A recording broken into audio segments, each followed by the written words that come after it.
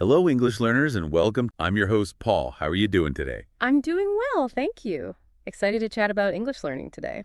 All right, so today we're really getting into something that I think is so key for anyone learning English. Yeah. It's this idea of moving past always translating in your head and actually just starting to think straight in English. Huge. Yeah. It's a big one. Yeah. And, what are some practical steps you can actually take to do it? Yeah, and that's what we're all about here, right? Like actionable stuff for our listeners. Absolutely. Give us the tools so we can go out and use them. So let's start with the basics. Yeah. I mean, so many people, when they're learning English, they get kind of stuck in this loop of Yeah. you hear something in English, and then your brain immediately jumps to what's the equivalent in my native language. Right. And then when you want to say something, you do the same thing, but in reverse. Right. Yeah, it's Yeah. like this constant back and forth. Total mental gymnastics. Yeah, and what's interesting is like in the beginning, that instinct to translate is actually super helpful. Oh yeah, definitely. Like when you're first starting out with a new language, your brain kind of needs that familiar framework to latch onto something that you already know. Right, like a bridge. Exactly, like a bridge between what you're trying to learn and what you already have in your head. Makes sense. But as you get more comfortable with English, that same tool can start to hold you back, I see that. It's like adding this extra step to the process that doesn't need to be there. Right. Instead of focusing on the meaning, you're focusing on switching between languages. Exactly. And the other thing is like, English isn't just a set of words that directly translate into other languages, right? Totally. It's got its own structure idioms, right. like those weird sayings that don't make sense if you just translate them literally. Mm-hmm. And even the way we think about certain things, like how we describe time or emotions, it might be different from how other languages do it. Absolutely. There's this whole idea of linguistic relativity. Oh, yeah, I've heard of that. Which basically says that the language we speak can actually shape the way we think. That's so interesting. Right. So if you're always translating word for word, you might miss those subtle nuances, the cultural context. Right. You end up with something that's technically correct, but it just doesn't sound natural. Mm-hmm. Like it doesn't quite hit the mark. So even if your grammar is perfect, if you're still thinking in your native language, it's going to show. Okay, so that's a great overview of the challenge. Yeah. But what I'm really excited to dig into are the actual strategies from this podcast Okay.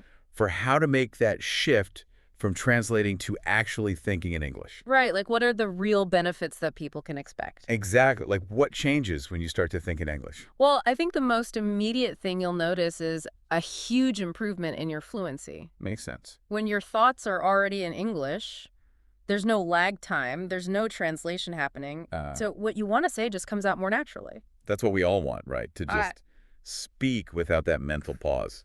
Right? Like a free flow. And the podcast talks about how it boosts your confidence too. Oh, for sure, for sure. Because you're not second guessing yourself so much. You're not constantly checking if your translation is accurate. Uh-huh. So you can really focus on the conversation itself, on understanding the other person and expressing your own ideas. Right. And when you're not worried about making mistakes, you naturally feel more confident. Makes total sense. And you're more likely to actually participate in conversations, which is what it's all about. Exactly. And what's interesting is that thinking in English can actually help you become a better listener too. Really? Which I wouldn't have necessarily thought of, but the podcast makes that connection. So how does that work? It's really cool. So when you train your brain to think in English, you start to pick up on the rhythm, the intonation, the way native speakers naturally phrase things. Your brain is kind of anticipating how the sentences are going to go, and you're faster at recognizing words and phrases. Like your brain is on the right wavelength already. Exactly. It's like tuning into the English frequency. Okay. Love that analogy. So yeah, you're processing everything more efficiently in real time. And then there's pronunciation, which is such a big part of learning any language. Oh yeah, for sure. Do you think this shift to thinking in English also plays a role in improving pronunciation? Absolutely. I mean, think about it. When you're thinking in English, you're not just focused on the written words or their translation. Right. You're immersed in the sounds of the language, how the words are pronounced, how they connect, Yeah. the stress patterns in sentences, all of that. Yeah. And that awareness translates into how you speak. So your pronunciation becomes more accurate and natural. So it's really about training your ear and your mouth to work together. Yeah, to get that natural flow of English. And I know for so many learners, the ultimate goal is to sound more like a native speaker.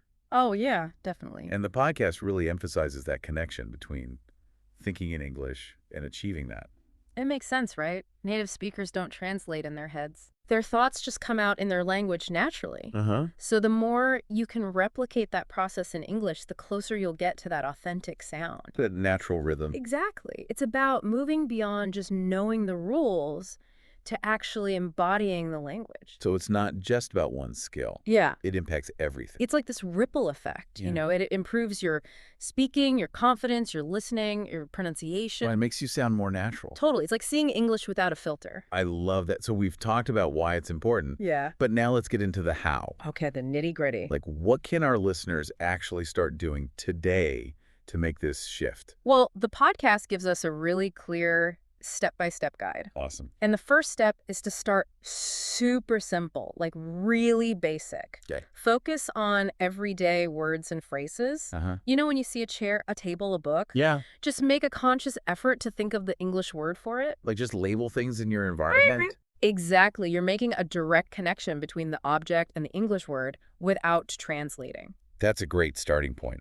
It might seem small, but it's building those neural pathways. Okay, so once you've got the basics down, Yeah. what's the next step? The next level is to start labeling your thoughts in English. Oh, interesting. So instead of letting your inner monologue run in your native language, try to catch yourself and switch it to English. Even for simple stuff. Right. Like if you're feeling hungry, think, I'm hungry in English. I'm hungry. Yeah. You're basically narrating your inner experience in English. Okay, that's a cool idea. You're making it a more active part of your thought process. Okay, so we're labeling things, we're labeling our thoughts. Right. What else can we do? This one might sound a little weird at first, but it's super effective. Okay, hit me. Talk to yourself in English.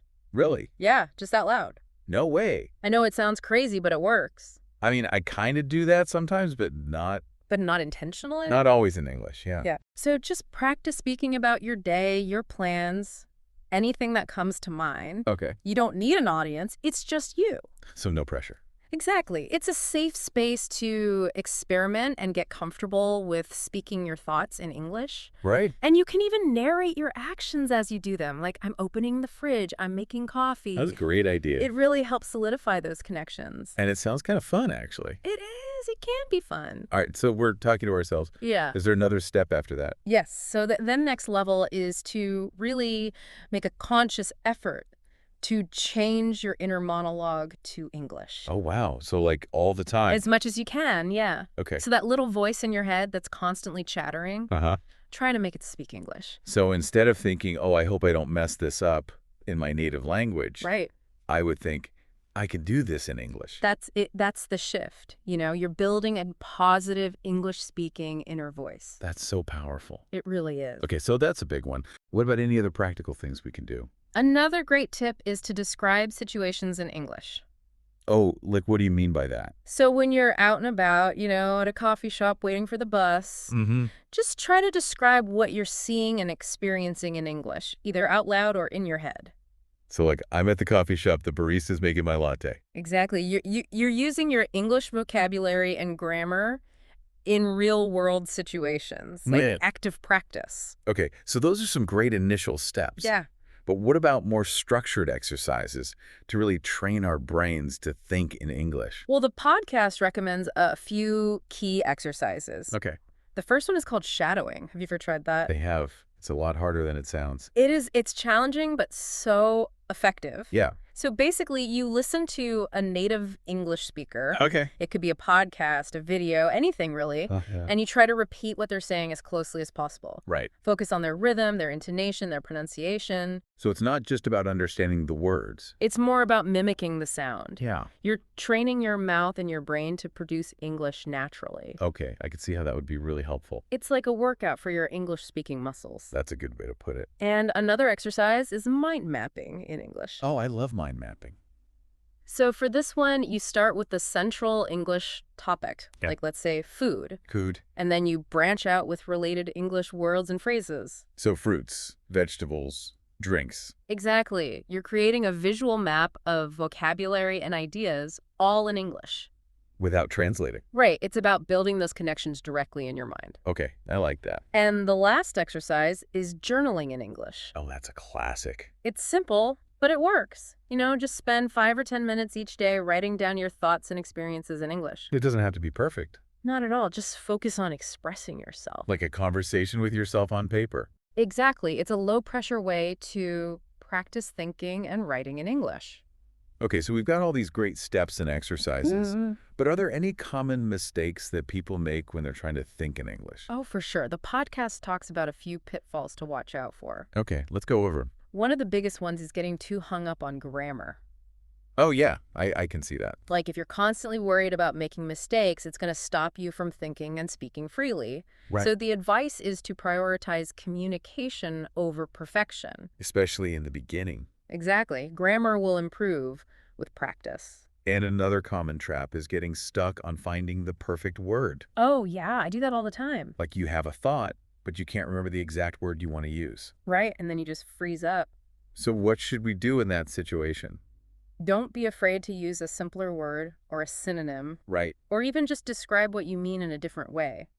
Just keep the conversation flowing. Exactly. Native speakers do that all the time. Yeah, I never thought about it like that. And it's also easy to slip back into thinking in your native language. Oh, yeah, especially when you're tired or stressed. Right, it's your comfort zone. Uh-huh. But the key is to catch yourself and consciously switch back to English as soon as you can. Stay vigilant. Yeah. And remember that learning to think in English takes time. It's a process. It's not going to happen overnight, you know? Patience is key. Exactly. So be patient with yourself, celebrate the small wins. And don't get discouraged if you have setbacks.